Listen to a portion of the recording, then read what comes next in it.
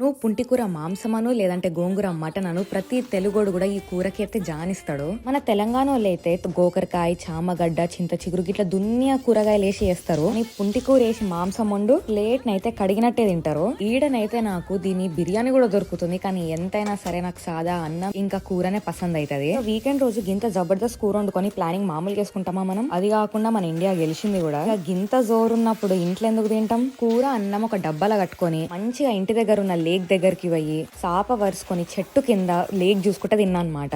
మజా వచ్చిందనుకో. మీరు కూడా ఒకసారి ఇట్లా ట్రై చేయండి. ఊకే ఇంట్లో తింటా అలా ఖాసియత ఏముంది. నేను కూడా ఇది మా అన్న దగ్గర నేర్చుకున్నదే. ఇక కూర విషయానికి వస్తే పుంటికూర మొత్తం పక్కన మగ్గ పెట్టుకోవాలి. మొత్తం కూడా గుటాంచి స్మాష్ చేసుకోవాలి. అంటేనేమో కుక్కర్ లో ఒక విజిల్ తక్కువ పెట్టుకోవాలి. పుంటికూర వేసుకున్న తర్వాత ఆఖరి విజిల్ కూడా వేసుకున్నాం అనుకో సెట్ ఉంటది. ఇక గరం అన్నంలో పుంటికూర కలుపుకొని ఒక ముక్క ఇంకా ఉల్లిగడ్డ తగిలించుకొని ఒక ముద్ద తిన్నామనుకో గొంతుల జటక్కున పోతుంది. మీకే సమజ్ అవుతుంది. సరే మరి ఉంటాం అలా.